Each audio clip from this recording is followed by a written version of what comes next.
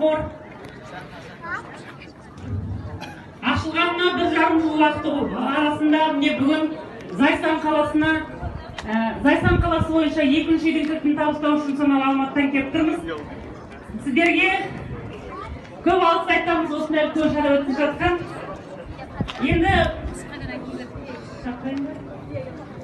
осы жерге Зайсан қаласының тұрғыны, ата-анасынан жетім қалған, 7 баласы бар отбасын үшіге шақырсам деймін. Мамыров Нұрасылды, Зайсан қаласының тұрғыны. Бұл бала 20 жастан жігіт, өзінің артынан ерген 5-6 бауырын өзінің тамасына алып, қамқоршысы болып асырап алып отыр. Қарекет қайырымдылық қорының 110-шы баспанасы. Салтанатпен табыс етуге рұқсат етіңіздер.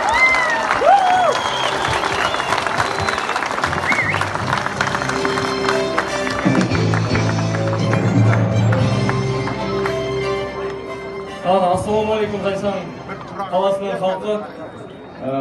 Бүгінде Қарекет қайырымдылық қоры 110-шы үйдің кілтін табыстау ету үстіндеміз. Бұл сіздерде қарапайым халықтың арқасында, халықтың беріп жатқан садақасының арқасында осындай дәрежеге жетіп жатырмыз.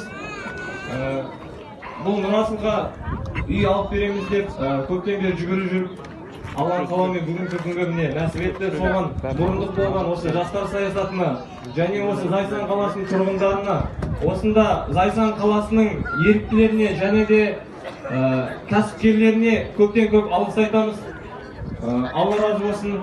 Рахмет үлкен сіздерге.